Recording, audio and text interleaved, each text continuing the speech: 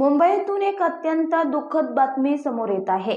गोरेगाव पश्चिम येथील भगतसिंग नगर राजाराम लेन परिसरात लागलेल्या भीषण आगीत एकाच कुटुंबातील तिघांचा होरपळून मृत्यू झाला आहे। ही घटना शनिवारी पहाटे घडली असून संपूर्ण परिसरात शोककळा पसरली आहे। पहाटे 3:06 मुंबई अग्निशमन दलाला आगीची माहिती मिळाली।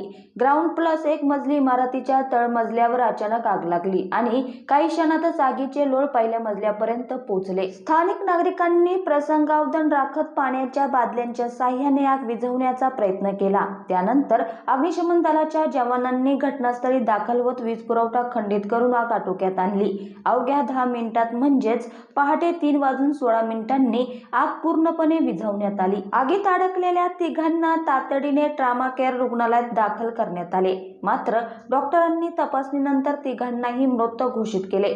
मृतांमध्ये हर्षदा पावसकर वय 19, कुशल पावसकर वय 12 आणि संजोग पावसकर वय 48 यांचा समावेश आहे।